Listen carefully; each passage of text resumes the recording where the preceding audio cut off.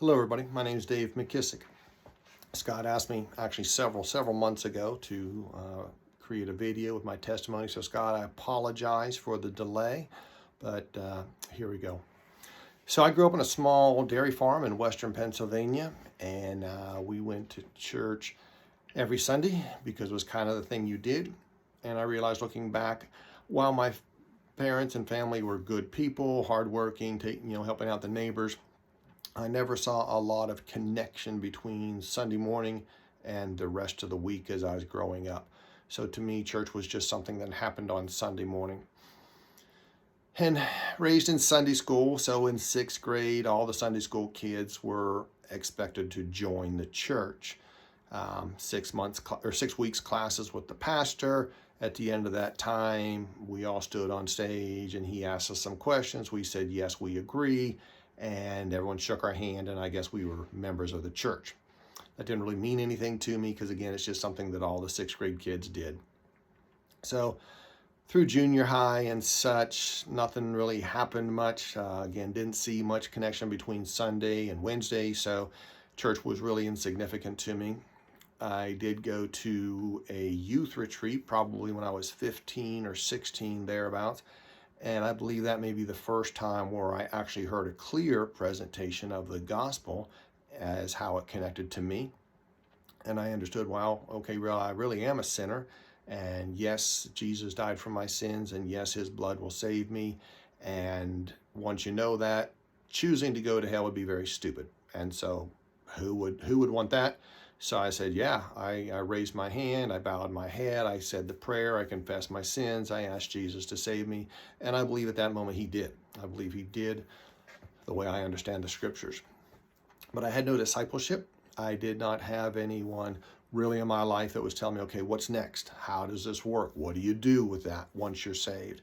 And so I just drifted along, eventually stopped going to church when I was old enough to get on my own, graduated high school, did all the things that young, stupid, single guys do. Joined the military when I was 22. First assignment was overseas. Again, doing all the things that young, single, stupid GIs do overseas. While I knew of God and I believed in him, there was no God in my life. Returned to the U.S. in 85. And in December of 85, I met a woman who would eventually become my second wife. First was a disaster, but the first or second one.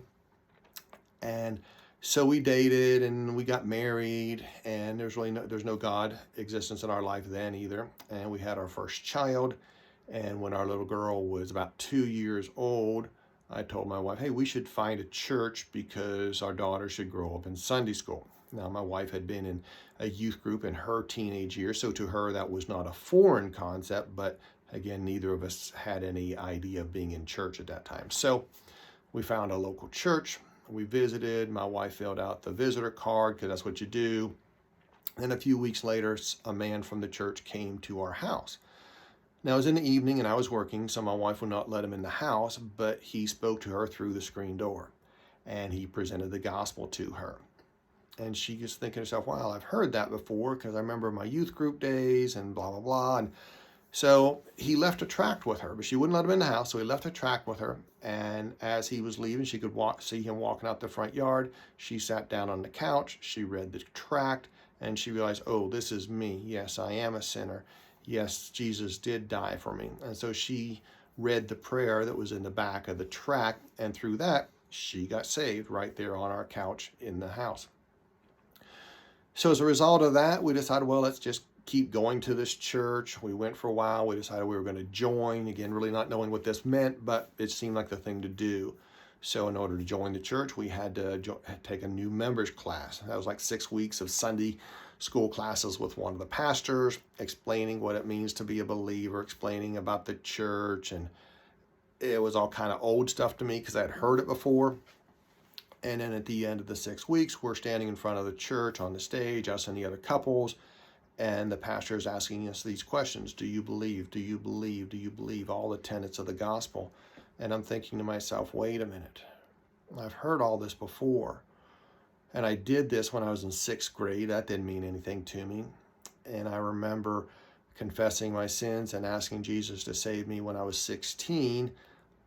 And I do believe that that's when I was saved, but there wasn't really any change of life for me then. I said to myself, this time it needs to be different. And so as the pastor is asking us, do you believe? I'm saying, yes, I do believe. I do believe. So as a result of that, we were given the option to join a small group Bible study with other couples about our age. And this was the first time I was ever exposed to people who I could see a direct connection between the gospel and their lives. And while I didn't really want to be like them yet, I definitely wanted to be around them. I wanted to be with them because it was just fun. It was cool. It was a good time to be with them. I didn't understand it yet, but I knew there was something there. So we were in that Bible study for a couple years. Then my job caused us to move. At our next location, we found a church quickly, and we started a small group Bible study there also.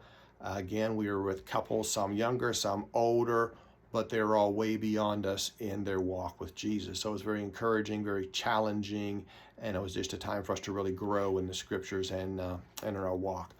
We moved again, more small group Bible studies, and if you're catching a theme here, over the last 35 years, we've been in multiple small group Bible studies. I've led most of them, but they've all been very challenging, very encouraging for us, the opportunity to dig into the Word with other believers and to just share life.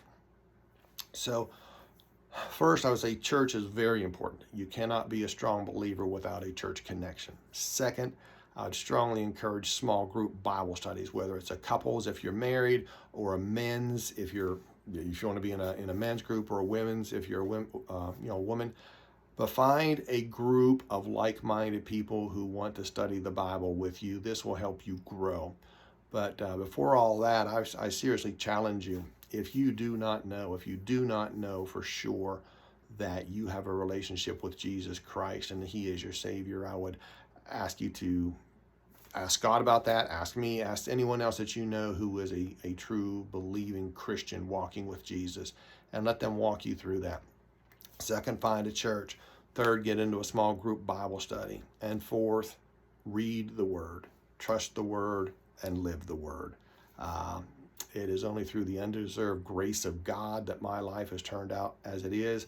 I had an amazing first career that I was able to retire from early. That allowed my wife and I to join full-time mission work. We served for about 10 years each as full-time missionaries, and we also served overseas for 3 of those. That was an amazing experience. God has used me either directly or indirectly to present the gospel in over 20 foreign countries. He has used me in an amazing way, all because I said yes to Him many years ago. So I encourage you, do the same.